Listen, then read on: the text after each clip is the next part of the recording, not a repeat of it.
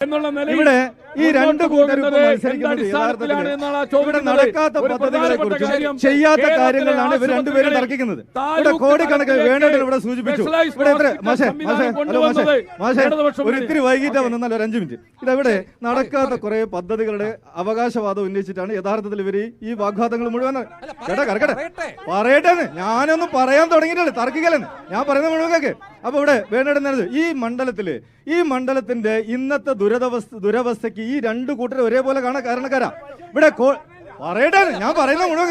ഇവിടെ കോടിക്കണക്കിന് രൂപയുടെ പദ്ധതി നടപ്പിലാക്കി എന്ന് പറയുന്നത് എം എൽ എയുടെ ഫണ്ട് കൊണ്ടാണോ?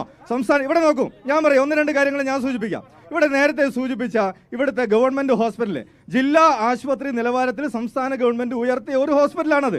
പക്ഷേ ഒരു പ്രാഥമികാരോഗ്യ കേന്ദ്രത്തിന്റെ നിലവാരം പോലും ആ ഹോസ്പിറ്റലിൽ ഇല്ലെന്ന്.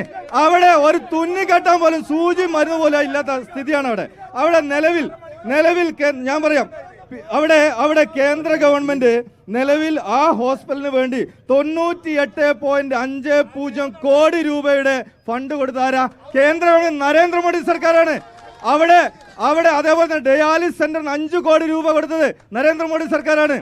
ഇവിടെ 22 കോടി രൂപയുടെ റെയിൽവേ സ്റ്റേഷൻ, ഇന്ന് വിമാനത്താവളത്തിന് ഒരു സമാനമായിട്ടുള്ള റെയിൽവേ സ്റ്റേഷൻ ഉണ്ടാക്കിയാരാ? ഇവിടെ കെ രമേന്റെ ഗുണാണോ അതോ ഇവിടുത്തെ ഇടതുപക്ഷ സർക്കാരിനോ?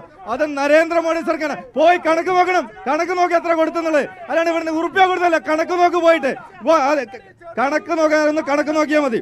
ഇവിടെ അതേപോലെ തന്നെ ഇവിടെ ഞാൻ പറയാം, ഇവിടെ ആരോഗ്യ മന്ദിർ എന്നൊരു 3 സ്ഥാപനങ്ങളാണ് ഈ വടകരയിൽ അനുവദിച്ചത്. അതിന് 54 ലക്ഷം രൂപ അനുവദിച്ച നരേന്ദ്രമോദി സർക്കാർ. എവിടെയാണെന്നും കൂടെ ഇവിടെ പറഞ്ഞില്ല. ഇവിടെ പാക്കയില്, അങ്ങാടിത്താഴ, പന്നിക്കോത്ത് ഈ സ്ഥലങ്ങൾ 3 ആരോഗ്യ മന്ദിർ അനുവദിച്ചത് നരേന്ദ്രമോദി സർക്കാരാ.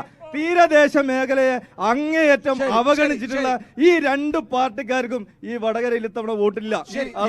ഗവൺമെന്റുകളും കപ്പലുകളെ 10 വർഷം